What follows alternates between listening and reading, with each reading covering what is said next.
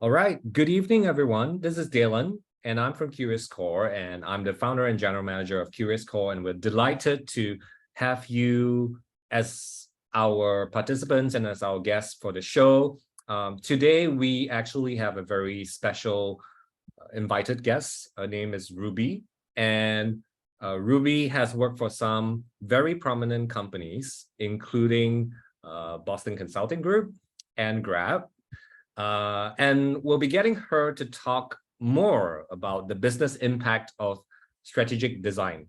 And you realize that she's the perfect person to talk about it because she has tread both sides of the table, one being a consultant, where she was hanging out a lot with a business management consultant in a tier one firm, and the other with Grab, which is a very prominent regional super app in Southeast Asia.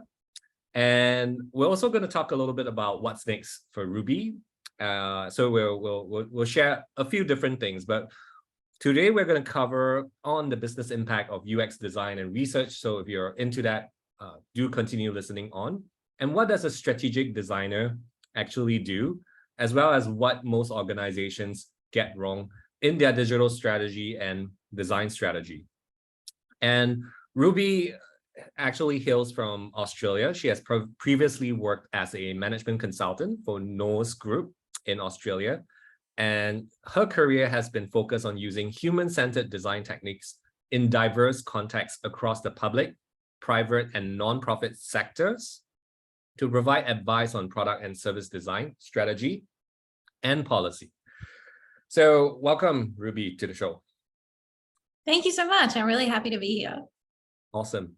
And I just want to ask, about joining Boston Consulting Group. I always heard, it's a very tough process.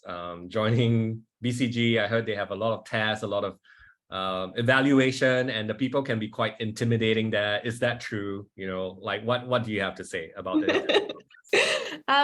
Yes, I think it was a pretty intimidating process. And I also think the more you want a job, kind of the more intimidating it can become, right? Because you really build it up in your mind. And I really wanted this job. I was brand new to Singapore. I didn't really know anyone. I was trying my hardest to find a new role to set myself up in a new country. So I really wanted this job. And in terms of the process itself, it was a little bit different because I was in a more specialist role. So I was applying for a strategic design role rather than a standard consulting role. So the most infamous part of interviews with consultants are the case studies. And you can read up on the internet or watch a million YouTube videos about them. Or if you've got an MBA, you probably had whole clubs dedicated to learning how to do these case studies. And luckily for me, that element was a little bit different because it was a more specialist role. So I still had a verbal case study, but I don't think it was anywhere as intense as the ones that the kind of classic consultants had to go through. But I mean, the folks there are just super smart, really switched on, and are going to ask you tough questions because ultimately that's what your clients are going to do as well. Yeah, thanks for sharing. And how did it turn out? After how many rounds were the interviews? How did you feel about the surviving the experience over there? I'm trying to remember how many rounds there were. I think there were about 4, a fair number, right? Like not too many, not too few. I think it felt like a pretty good number by the end of it. And when I got that job offer, I was ecstatic. I literally jumped around the room, couldn't believe it. So thrilled to have been accepted into an organization that is so prestigious and regarded so well, and to do it as well in a country that wasn't my home felt like a huge deal. So I think all of the stress of going through the interview process and all the preparation felt totally worth it when I got that phone call that I was going to be part of the team. Excellent. So that's a great segue to the question. What does a strategic designer actually do on a daily basis? Yeah, I think it's such a great question. And for me, for the majority of my career, strategic design was what I knew. So I think my background is a little bit non-traditional when it comes to pathways into design because I came from more of a management consulting background into design.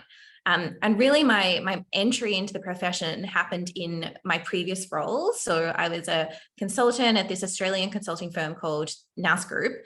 And I was like pretty new in my career. I'd had only one job before that in market research. And when I joined this management consulting firm, I was really looking to be like a full-on management consultant. Like I wanted to do financial modeling and I wanted to do public policy and like all of the really good stuff.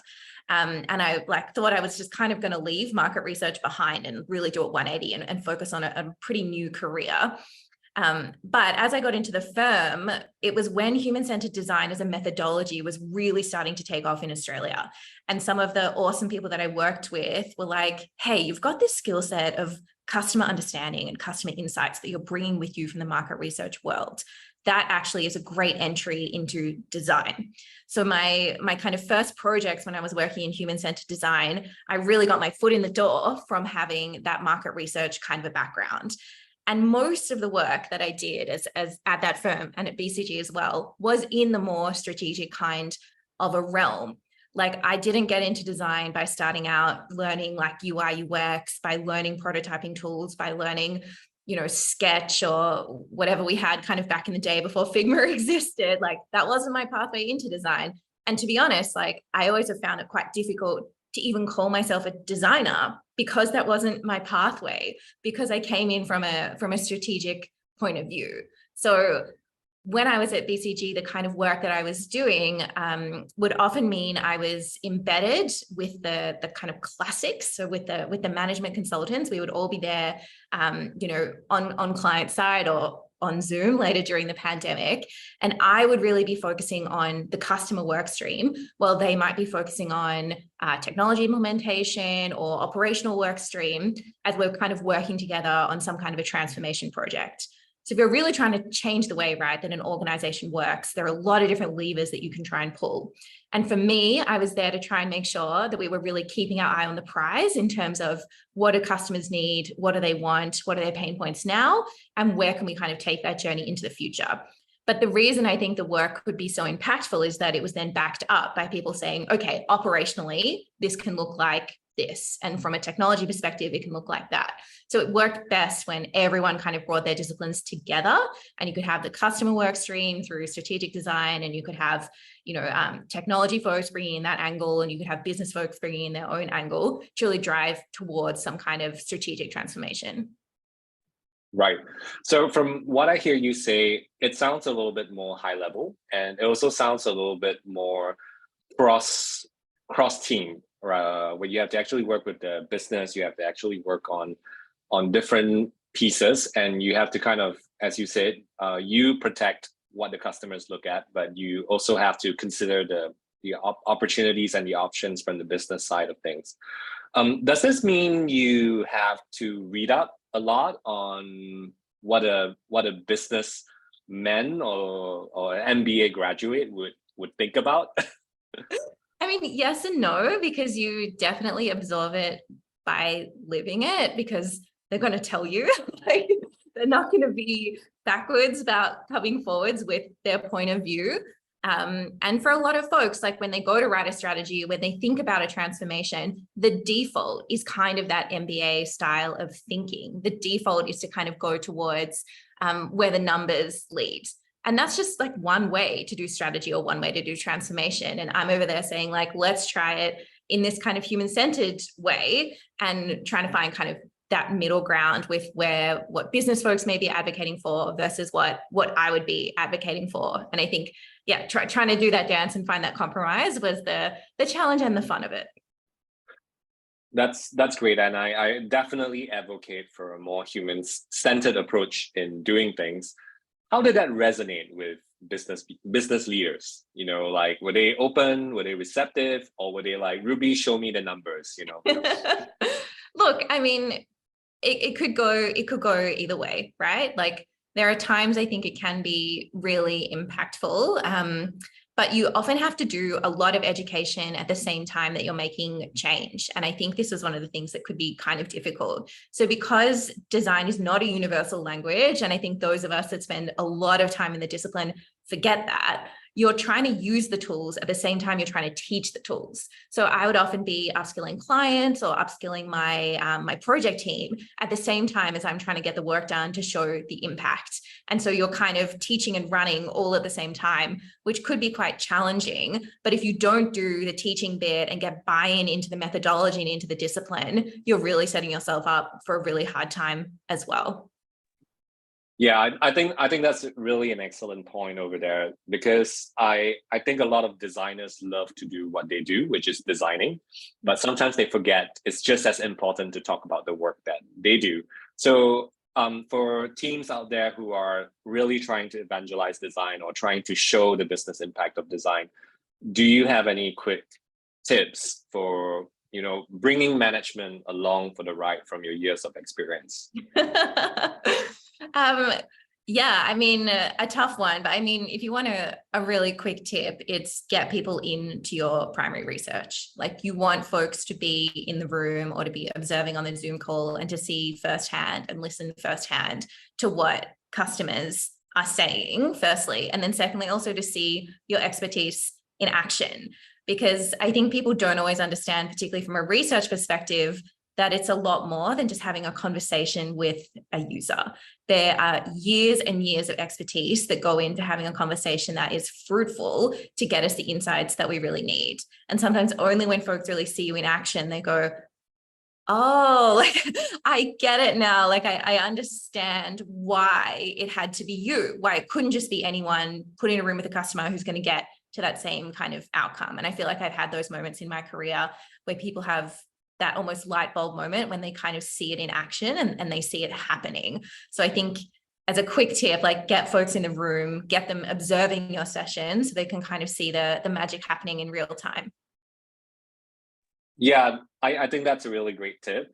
Definitely an advocate for that as well. And people's eyes do light up when they hear what their customers say.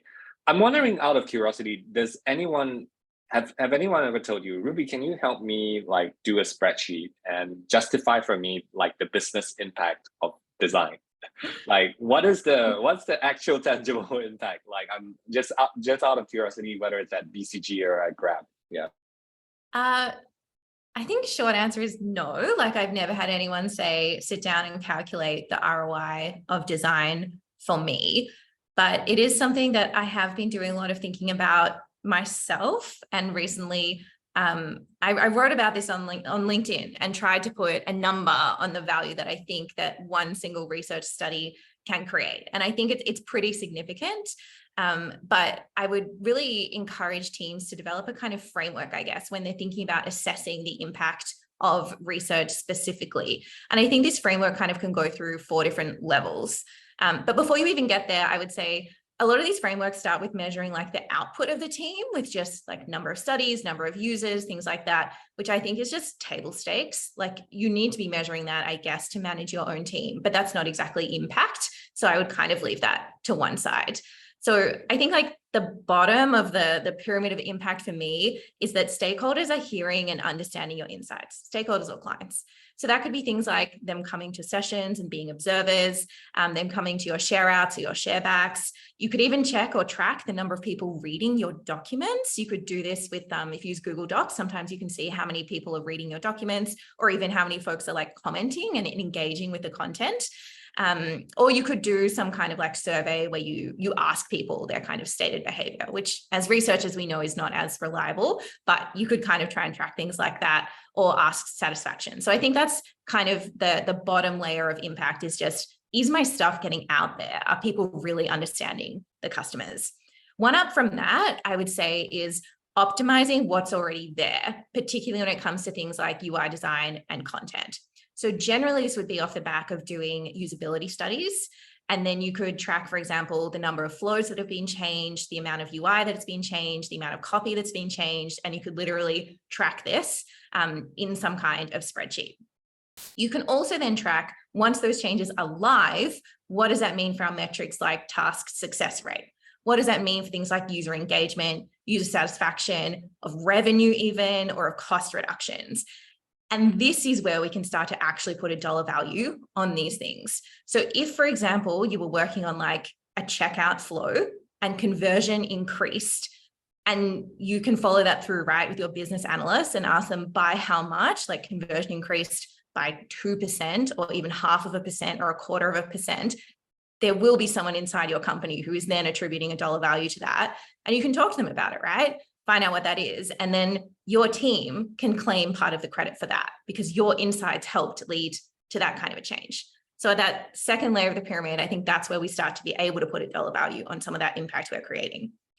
The next level up from that is when we're looking at influencing product roadmaps. So rather than kind of optimizing things that are already there, that's when we're helping organizations rule in or rule out certain features or certain products. So changing the priorities of an organization at that kind of product level. And here you should be tracking metrics like how many of those decisions are we influencing? So for example, we encourage an organization to build product B and not A, and you should track that. And again, once that is deployed, you can firstly look at those same kind of metrics I talked about previously and put a dollar value on those. But also that's when you can start to look at things like opportunity cost, because potentially without your research, they would have delayed building that feature for longer. And that is essentially costing the organization money. So by doing research, you bring forward good bets, right? And mean that we can earn more money faster. At this same level, this is where we're preventing organizations from taking bad bets, where we're preventing waste and where we're reducing risk. And again, we can put a dollar value on this because building a feature is not cheap. It takes time in terms of design resources, engineering resources, product resources. That's people who have a salary and that costs money. So you can calculate how many days it would have cost to build that feature, how much each of those folks earn, multiply that together, and like, boom, that's a number and that's a saving that you can attribute back to your UX research, like a hard dollar figure.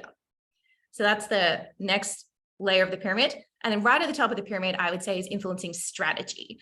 So that's when you're influencing things like the vision of the company, the problems the company chooses to solve, the markets the company chooses to play in. Like these are really big questions and really big bets. These are harder to measure. Like you're not really easily going to be able to put a dollar value on those things, except in the same way the whole strategy is measured. Because any strategy at the end of the day is going to have its implementation plan, and each of those steps are going to have metrics. And you can, as a team or as an individual, take some credit for those ultimate outcomes, depending on how involved you really were in it. You can think about what makes sense and what's fair, but there will be hard metrics at the end of the day from that strategy. And if you as a researcher or a designer or as a team were really involved in the creation and implementation of that strategy, it's a whole other raft of metrics that you can take credit for and include in the impact of your team. Ruby, I want to thank you for sharing that framework. It's a lot more comprehensive than I imagined. So I was like, is she done? Sorry. So I was like, oh wow, there's like more to it. Like if Ruby were to write a book, everyone over here, like who would buy a copy of a book and just hear her explain this like in detail and with examples and elaboration. Okay, we got a couple of people raising. All right, thank you. So I just want to acknowledge that. And I think very often as designers, we place a lot of pressure on ourselves, especially these days, like how do we differentiate our portfolios, right? I know you have another post about portfolios, but we can talk about it later. So we place a lot of pressure on ourselves in delivering business impact to the organization and justifying our existence as UX designers. And a lot of these things are a little hard to track because number one, they may not have like a baseline metric right at the start. Sorry.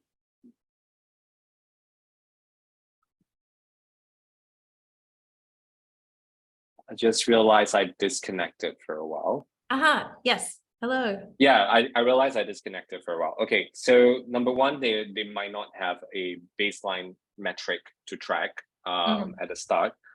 And so it's kind of hard to see what's the incremental improvement from a metric perspective. But number two, our teams even tracking these metrics at such a detailed level, right? So I think we feel the pressure of like justifying growth, revenue, whatever it is. And I think the way you explain it to me is that, hey, actually, there are a bunch of things that we can still track internally, like, opportunity cost is one of them. The cost of actually doing something stupid, that's also another thing we can track. Or even some of these other, expenses that we incur from the research, and what's the return, in terms of how it's being circulated, and the return of in terms of the engagement on this piece itself. I think those are also very, very tangible metrics, which never heard anyone explain it in a way that you do. So that's definitely really good. Am I? And Excuse me. Azalea, am I back?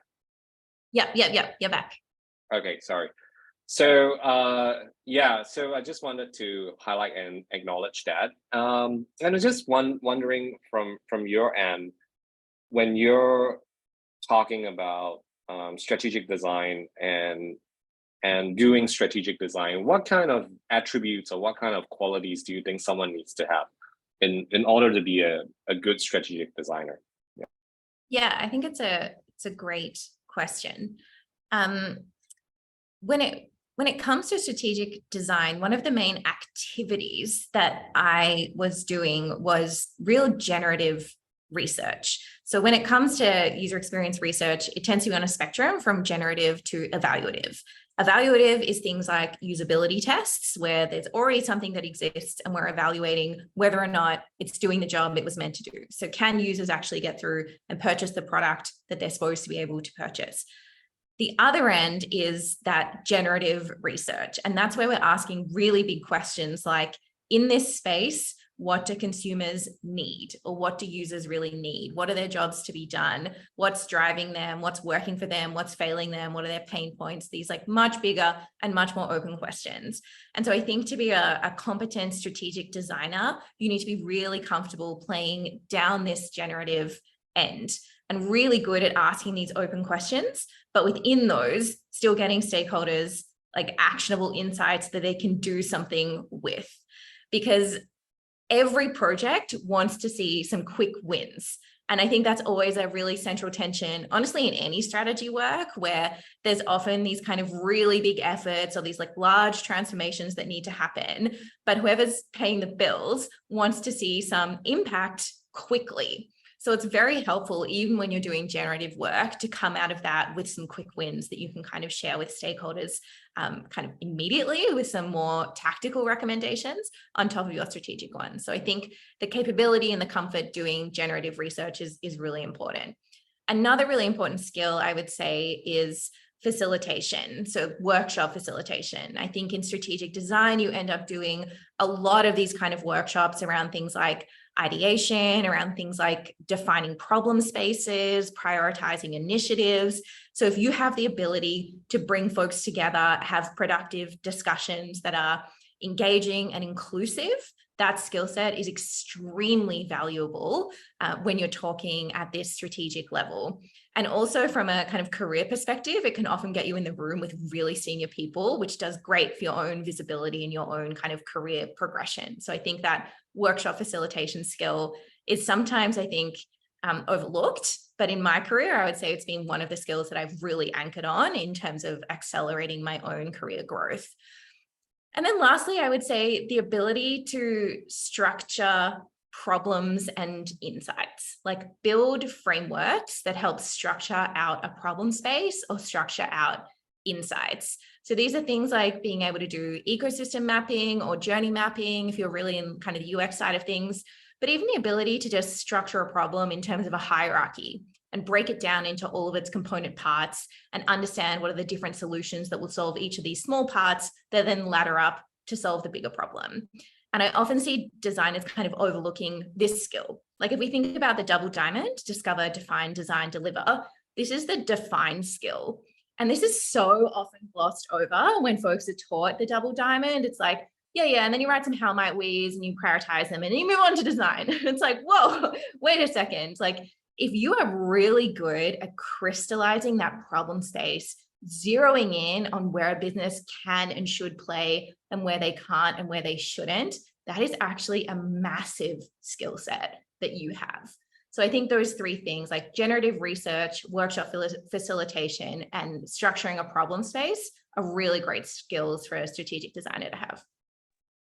Yeah, thank you for putting it in such a manner. And I would say these are all very, very relevant skills, and they all seem like it takes years to master each and every one of these ones. And I think, would you have any advice if, let's say, for example, hey, I'm not so great at generative research or generative design. What can I do to get better? Right? If, let's say, my organization doesn't provide me such opportunities either. Yeah. Would you have any advice?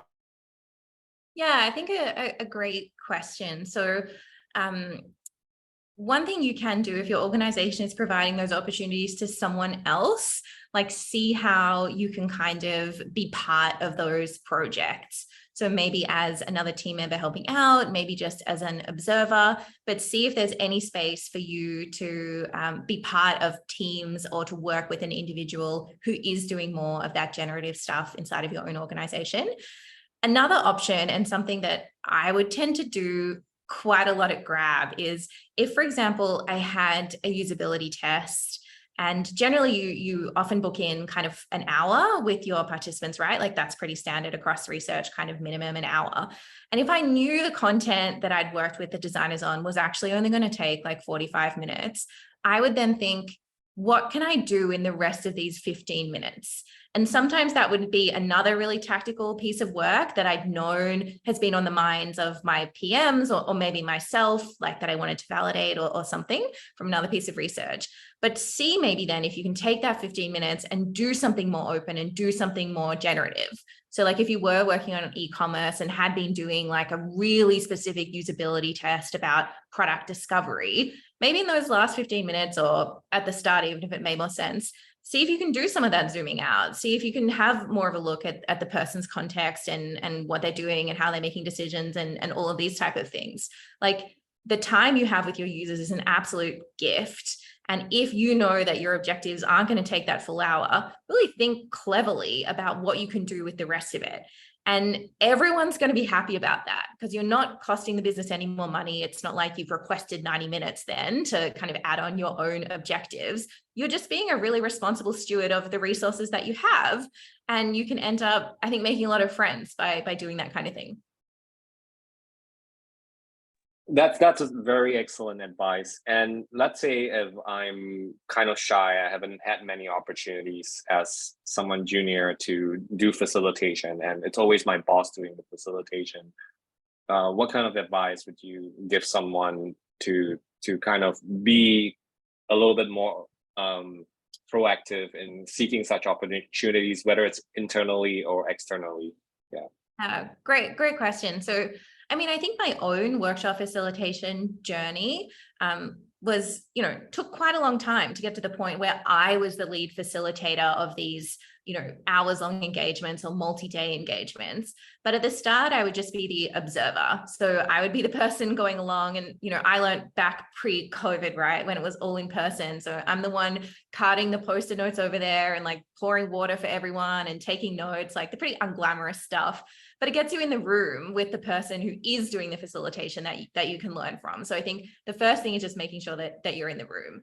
The next step in my journey was then being given like one group that I might facilitate. So there might be like 5 tables in the room and the other facilitator would kind of do 4 of them, but I might be sitting with just my group and taking them through that exercise. From there, I would then maybe lead the entire room in a single exercise. And then from there, eventually, lead the facilitation itself. So I think if you can come to your manager or you can come to the person that is running the workshop and say, hey, here's a couple of different ways that I could be involved. Like I can just be an observer note taker, or I'd love to facilitate a breakout room or a single table, or maybe just a single exercise, and kind of give them this little menu of options of ways that you can help out. Makes it really easy for the person who is running the workshop to say, oh yeah, sure. Like that's fine. I'm happy for you to run the ideation exercise in my workshop, because you've really taken the mental load away from them in terms of having to think, how do I support this junior person's growth?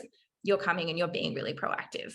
And then I think the other option is if you can take over whole like forums or meetings, like your team meeting, for example, can you ask to facilitate that end to end? And can you try something creative and different in terms of how you do a team meeting? And I think often managers are super open to this. Like running a team meeting is not something most managers are thrilled about doing. And if you say, just give me the objectives and let me try it out, I think a lot of managers would be like, sure, great. And that's facilitation. Yeah, very, very excellent career advice. Wish I heard that early in my career. And last of all, you mentioned analysis and framing the problem properly. Is there a good way to do more of it? Because as you said, a lot of people, when they learned UX in school or they just learn UX through work, it's like, hey, let's just craft a how might we statement and let's call it a day. So what can we do to kind of be better at this? Yeah. I think this is where I look to my friends, the consultants, because they are the best at this. Like this is where they really put a lot of the emphasis of the craft of management consulting is about structuring problems. So I think there are heaps of resources, like the pyramid principle is the key resource that every junior consultant is told to read. Barbara Minto's The Pyramid Principle. And it talks a lot about how you should structure problems and how you should structure pieces of writing that you're doing. And I think these type of skills are just really, really valuable. So I would look up the pyramid principle and also this concept, MECE, mutually exclusive, collectively exhaustive. So this is something I learned back in my consulting days, but it's still absolutely something that I use even when I have more of a design focus. So sometimes, for example, even when presenting insights from my research, I'll structure them in a MECE framework. So trying to make sure it's mutually exclusive. So I've got some meaningfully different categories, but also taken all together, it's collectively exhaustive, meaning I have covered the entire scope that I should have covered. Like good personas, for example, should be MECE, or good archetypes should be MECE. Good multiple choice questions, those should also be MECE. And once you're starting to think like this, once you're starting to see frameworks, they're really everywhere. Excellent advice. And I'm so glad you mentioned these things because we actually do share them in our program. And sometimes even when we work with clients and maybe our clients in the corporate side are not exposed to these, we do just share and tell them, hey, this is what's going on. And you're right, all first year management consultants learn this. I'm also very curious, what else did you learn from your management consultant friends? Like, did they recommend you, oh, Ruby, go read this book? Or this is like our secret, don't tell anyone else. Is there anything exclusive? You're not a management consultant anymore. I was wondering, is there anything exclusive you can share? I don't think there's anything exclusive, but you do learn really good PowerPoint skills. Like I can make you a really beautiful slide real fast.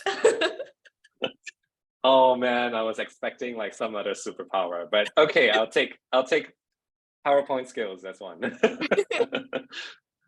So so you were talking about PowerPoint. Like, okay, let's go into that. And I'm not going to ask you how to do great PowerPoints, but like a lot of people do PowerPoints and they present their work and they talk about stuff. What is something that you've learned from the consultants that you think designers would really benefit if they just implement this way of approach or thinking when they're doing PowerPoints? Yeah. I think two things came to mind immediately. The first one is, what's the so what? So in consulting, we would constantly be asking ourselves this question. Every time you would put a piece of data on a slide or an insight on the slide, the question from the partner would always be, what's the so what?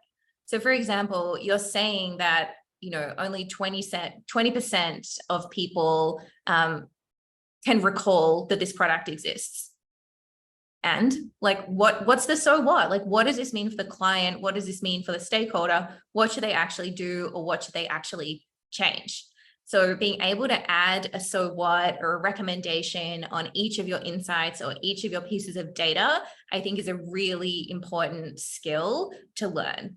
And writing good recommendations is not easy. And I don't want to pretend like that's something that is super easy for anyone to do, but at least understanding that, hey, something needs to go here and I need to be able to articulate what the so what is. Even if I don't know actually what the answer is, I know that there is a question here that needs answering. I think that would be a really important thing for designers.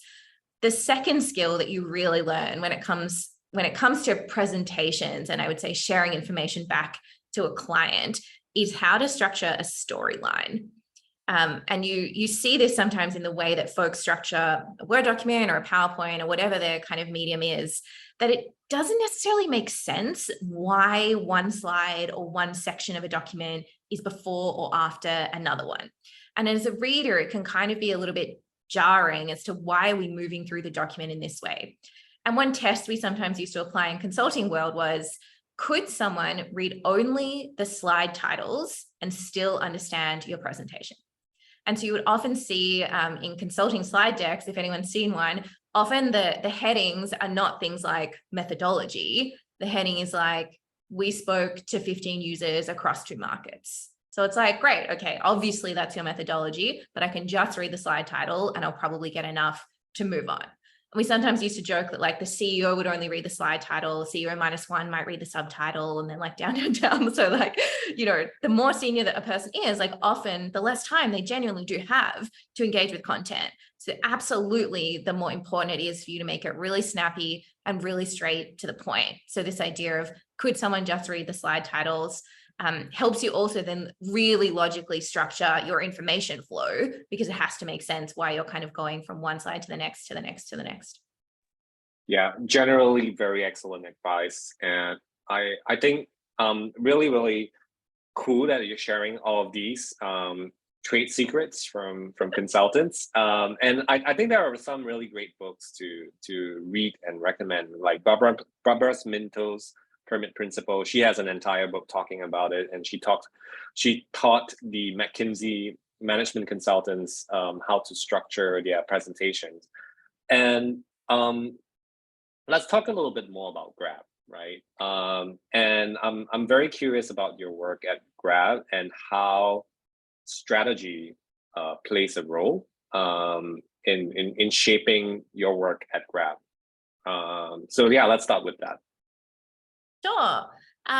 So at Grab, I worked in the design strategy and research team. So that was the name of my team. And I was a UX researcher. That was a kind of specific role I was doing under that team. And I would say at Grab, kind of a lot more than my previous experience, really ran the full kind of bandwidth across that spectrum of generative all the way through to evaluative research. So there was a lot more usability testing, like definitely more than I'd ever done in my career. And honestly, I kind of really enjoyed that, because you do get to see the results of your research much faster. Like you get to then work with the designer, update the flows, and then you get to see that, launched in the real world. And for someone that had spent my entire career working on strategy, I kind of loved that, because strategy can take quite a long time to actually see the results. And sometimes even as a consumer, you might not, right? Like you might not see the results of the fact that there's been this big, back-end technology change in your banking provider. Like, what's that to you? You might not necessarily notice it. So I think there was quite a bit of this tactical work, but there were parts of that honestly were quite thrilling. On the other hand, I think in terms of the more strategic work, there definitely were times, when I was working with teams to ask bigger questions about the type of products that we were providing, about what the vision for the future of certain products looked like as well. And definitely generative research could play in this space, but also things like looking at exemplars in the market. So looking at best practice, like what are other types of organizations doing and what are the things that we can learn from those organizations. Also sometimes looking at academic research. I think UX researchers often have a really strong academic background. I think it's one of the professions with loads of PhDs, and I definitely had amazing colleagues with those really high qualifications as well. And there's often some really great learnings, I think, that can be had from doing desktop research and looking at more academic sources as well. And they can help you think more strategically and more broadly too. And also target market, like thinking about which types of consumers will our offering resonate with most, and doing kind of customer value proposition testing with different types of consumers and really trying to narrow down where are these products going to kind of fit the most. So I think a lot of different types of activities that can fit under that more kind of strategic element as well. Yeah, thanks for sharing. I know you can't exactly share the specifics of your work at Grab because of NDAs, and which I think recently in your LinkedIn post you said something around that people were requesting for portfolios and they wanted to see the insights and all of those things. So I'm not going to ask you to share the specifics, but I want to understand a little bit what's the proudest work, because obviously you've done a lot of work for Grab over the years, and what's the proudest piece? You know, like was it like you helped them make more money? Was it like you helped them avoid a costly mistake, or something else? I don't know, like something you're super proud of that is still in the Grab app today. Yeah, like what would that be? It's a really good question. But part of what I'm the most proud of, I think, is the culture that I helped to build there. Like the best piece of feedback I've been given in my entire career was one of my colleagues said, "I feel more empowered when you're around." And that was incredibly moving to me, that I was part of creating a culture where she felt more empowered and she felt she could be herself. And outside of the work that I was doing, I think the other thing I'm really proud of at my time at Grab was that I was the co-chair of Women at Grab. And we did a lot to kind of build the community of women at Grab and do advocacy and host panels where we talked about some really difficult topics sometimes. And that work I'm super proud of, and the type of culture and the type of impact that I was able to have that was a lot bigger than just myself as an individual or myself as a researcher. Yeah, I really love that. And if I could ask you to elaborate even more, especially the stuff on women empowerment, right? This is kind of reported quite widely that women's salaries are especially in tech, there's some discrepancies when they compare it with men. I wonder, was that something that your community discussed about, and what are your thoughts around that? Yeah, big question. I mean, I've always been a feminist, and it matters to me a lot that we are building an environment where women are given access to the same opportunities, and where we try as hard as possible to ensure there's equity in the outcomes that we're getting as well. And my understanding of the research around the gender pay gap is that it is absolutely a systemic issue. So this is not an issue that can be fixed with advising women to negotiate their salaries better. The research shows that women actually ask for pay rises at about the same rates as men. Men are just more successful in getting those pay rises. So it is absolutely the onus on the folks setting salaries and folks who are part of those negotiations on the employer side to make sure they're creating an equitable work environment. So unfortunately, like as an individual, like as a woman going into a salary negotiation, of course, you should do your homework and you should go into that negotiation like really well prepared and have your strategy in place. But really the person that needs to hear this message is the one who's setting the salaries and who is making sure that there is equity across what their staff is being paid.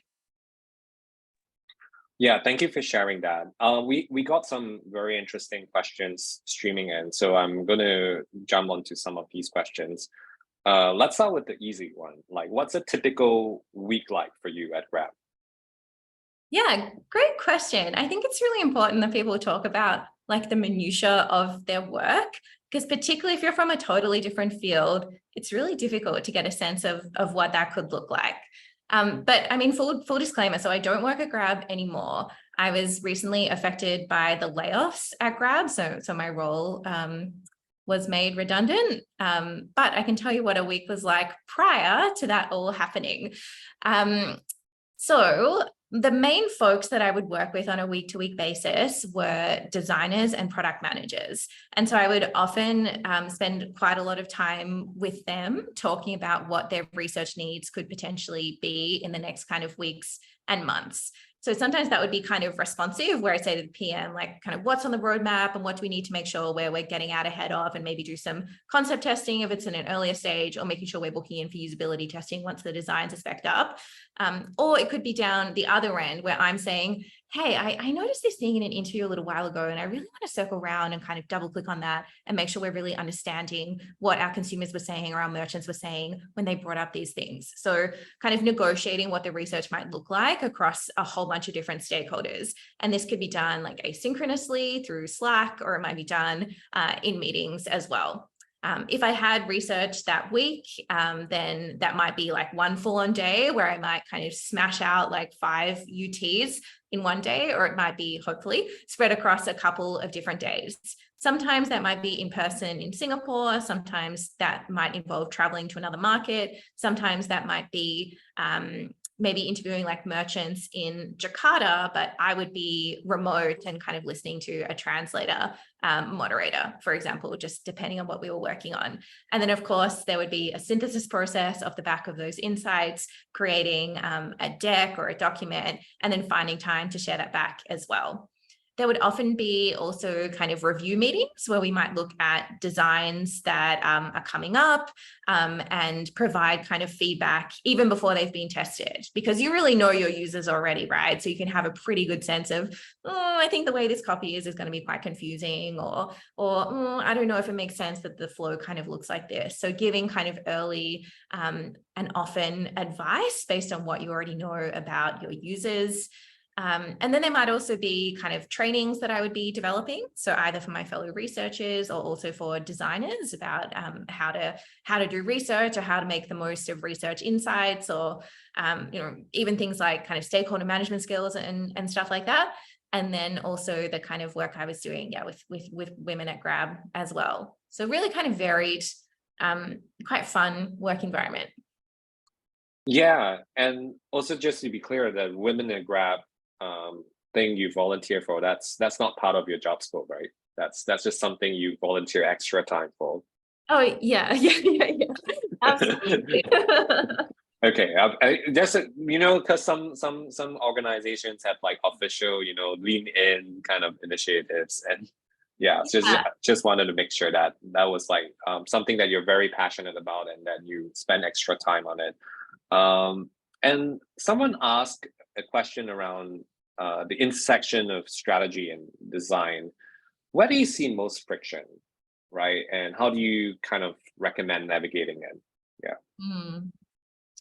I think that's a good question. And I think the question assumes that those things are being done by different people as well. Whereas in my case, like I was kind of the one person doing both of those things. So sometimes I would say there isn't necessarily a huge amount of friction. Other times there can be.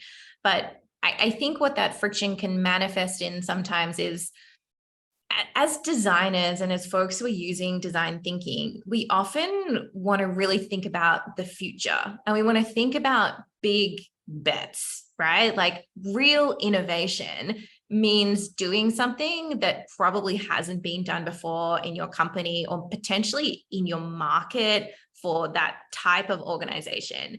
And that's really hard to convince people to do, and requires getting a lot of folks on board. And so I think the friction can arise when folks don't realize how radical their suggestions are. Because if you know that you're suggesting something really big, I think you approach it in a slightly different way, because you then do all of your stakeholder management and get other people on board and kind of test the waters. Whereas I think sometimes designers, we can assume everyone is right there with us in thinking with these like huge questions, really transformationally taking these really big bets, which isn't always the case. I mean, particularly when you're working with like ops folks or PMs who have OKRs or KPIs that they've got to hit. And so it can be a really difficult discussion then to be talking about, well, we want to rethink this product from the ground up. And someone saying, yeah, but I've got a target for whatever, monthly active users. So I think there are times when folks don't realize how big of an ask they are making and who they're making that ask to, how many teams it's going to affect. So just having that kind of knowledge and also sensitivity about what you're really asking for. I'll have a follow-up question, which is related to something that's part of the theme and topic for tonight, and that's about digital strategy. You've been a management consultant before, and I'm sure you've been advising on companies on, the view on design, customers, digital related strategy, and I'm just wondering. You were mentioning that sometimes it takes a while for the strategy to translate into something tangible. Where do people get it wrong, right? From you working with these companies, where does it start to get a little fluffy, right? Because sometimes people will say, hey, like strategy, you just give me a bunch of presentation decks, right? So I'm sure you're all very mindful of that and very professional in what you do at BCG. So I'm just wondering, where do people get it right? Where do people get it wrong? Actually, I'm more curious on the wrong side of things. Yeah, great question.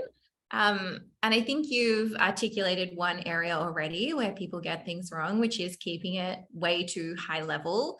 Like a strategy isn't just a vision statement, right? It's got to be also followed up with a sense of, well, how are we going to get there, right? It's got to be the vision plus the plan. That's when you're really starting to talk about what strategy is. So I think not making it really tangible enough, because folks have to understand, like, what does this mean for me and my role? So I think that's one thing probably, is keeping it too high level. A second one, I think, is not really making a strategy. So you see this sometimes interacting with online services where they've just digitized something, but they haven't actually made it digital. Like once I was filling out a form and it asked me to submit a photo front and back.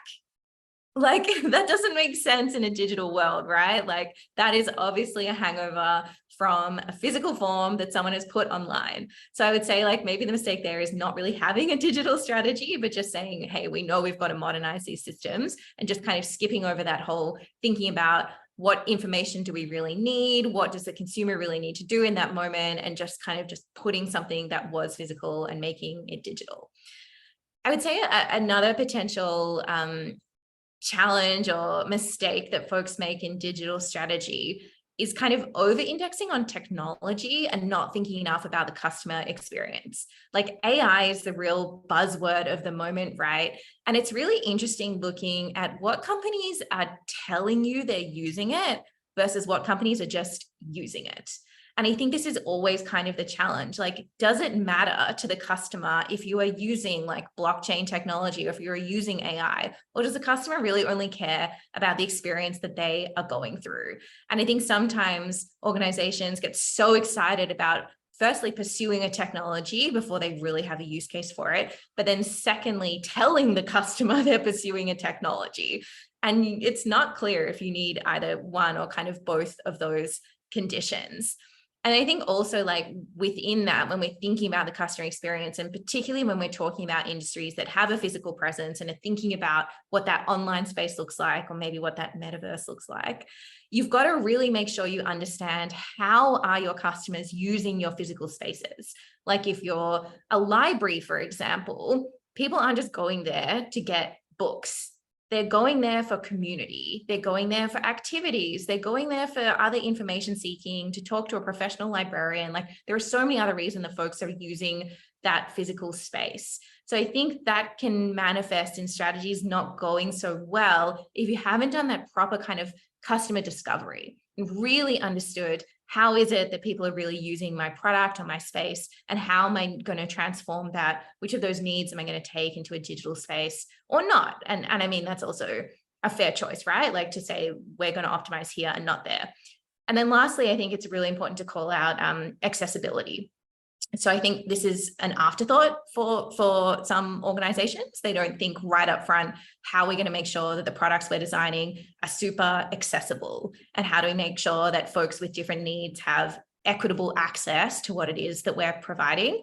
And that should be kind of front and center in decision making rather than way down the list on a roadmap. Yeah, I think you raised about, I counted about 5 points, and those are really, really important. And if I were to kind of talk about the essence of it, it sounds like not making assumptions, and being extremely looking at the data, listening to your customers, and just making sure that before you make any decision, make sure that's there. And of course, actually translating whatever you learned into actual tangible plans that you can execute on. So those are really good. I have a question about from someone who's a researcher herself, and she says, in cases where impact is not immediately evident, um, or something that is perceived to be more intangible like culture, how can UX or practitioners effectively communicate the value of their work to stakeholders and the broader organization? Yeah. Yeah, really great point. And I think, yeah, like when Daylon asked me the thing that I'm the most proud of, it's something that's very hard to measure. And I think a challenge I had when trying to put in my CV, like, how do I say like increased feelings of empowerment by 35%? Like, very, very difficult. And if you did try to measure it, you end up just wasting your time by trying to come up with measures to show something that we all know is there. So I really feel you is what I'm trying to say, Sham. Like, I understand this challenge that you're up against.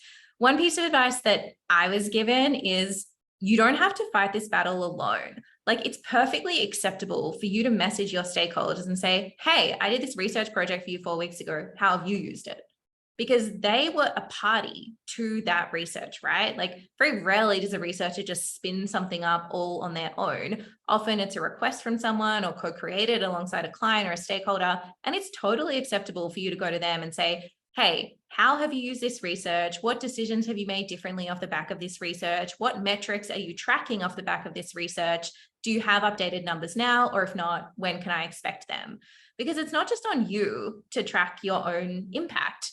The organization really cares overall, right, about the impact of all of the different teams. So it's absolutely a team effort. So rope in your stakeholders and ask them to as well. And I think there are some of these also kind of interim metrics that I talked about at the beginning that you can potentially start showing straight off the bat. Like, you can say, the presentation was attended by 20 folks, including 2 super senior product leaders. And that's already like a good start that you're going to be making that impact later. You can also talk about the number of different teams. So in terms of cross-functional teams, like if you had design, if you had content, if you had engineering, if you had product operations, 5 cross-functional teams, like already you're then starting to show kind of the breadth of your impact as well. So don't be afraid, I think, to count things that we're often taught kind of not to count, or no one's ever told us to count before. Like, you totally can do that.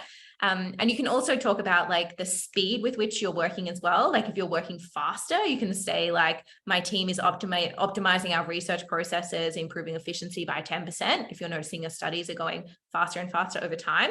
So some of these operational metrics as well can be good ones to kind of start that conversation.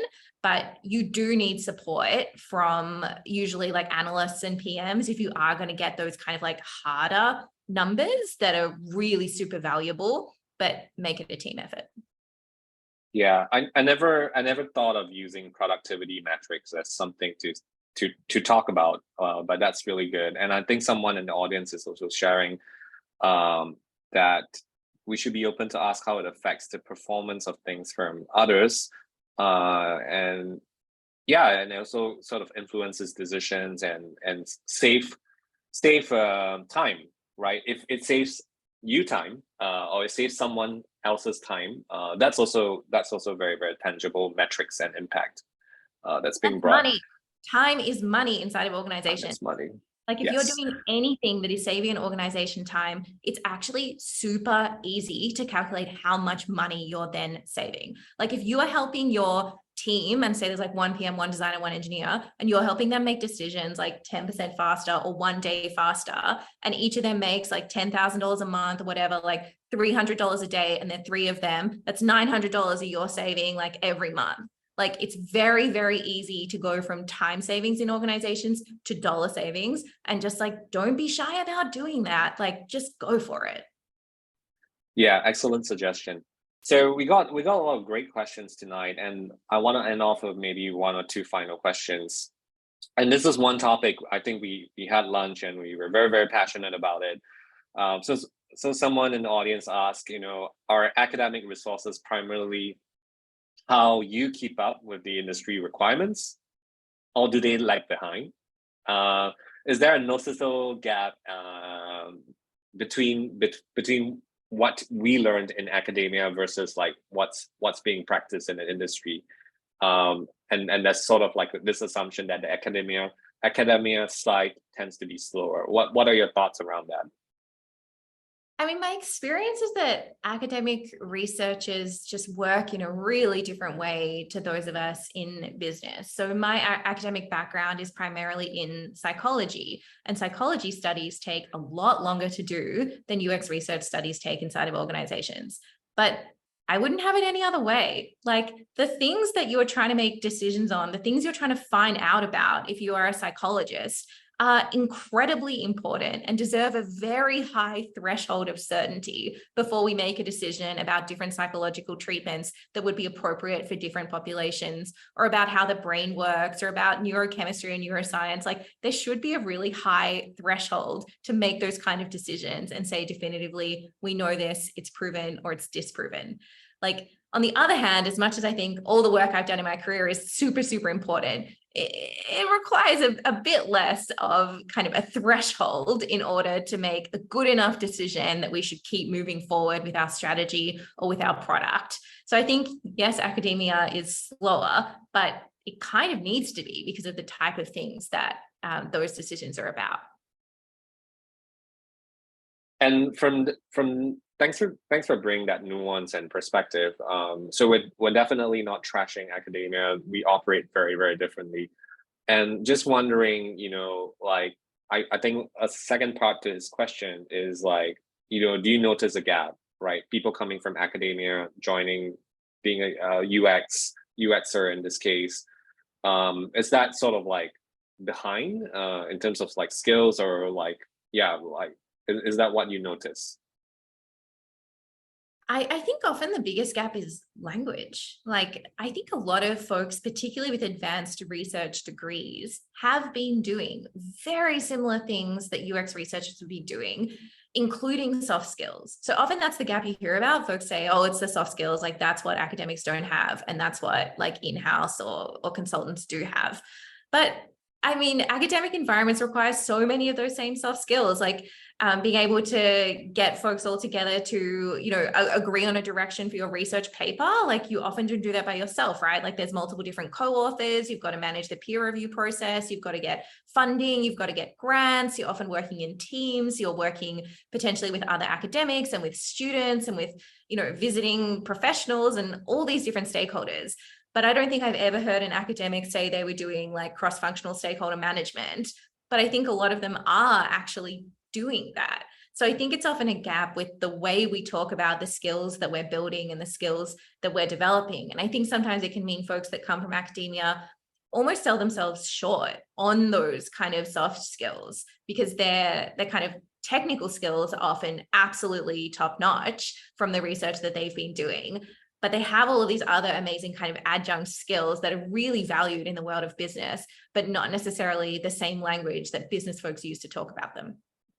Yeah, thanks for sharing that. And we have actually helped students transition from their PhD or master degrees into UX research or UX design. And we do notice that trend as well, like the soft skills part, positioning themselves, selling themselves, commercializing or explaining the commercials and impact of the work that they did, right? And trying to draw parallels between the two has always been challenging in this case.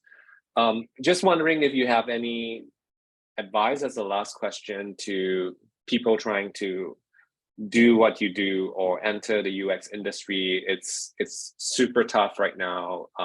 Lots of competition. And yeah, lots of layoffs happening. Do you have any general advice for people, whether it's from a technical perspective or from a mental perspective? Yeah. Let me think.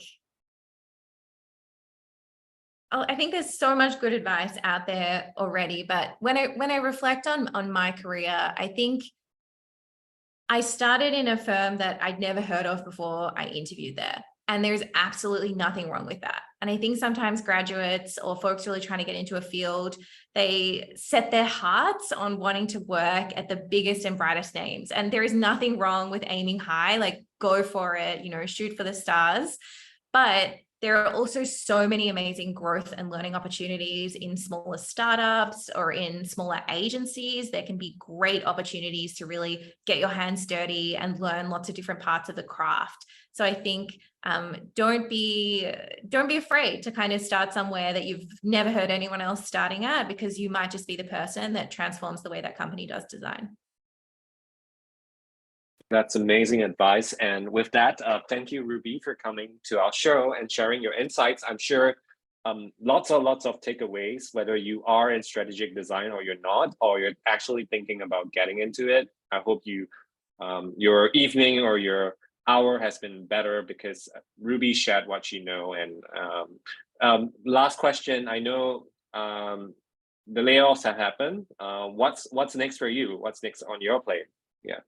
Thanks, Daylon. So next on my plate is I'm actually starting my own company. So I'm going to be building a platform for consulting and for education as well in the design space, and really excited to help designers increase the impact that they're having in the world. That's my new mission.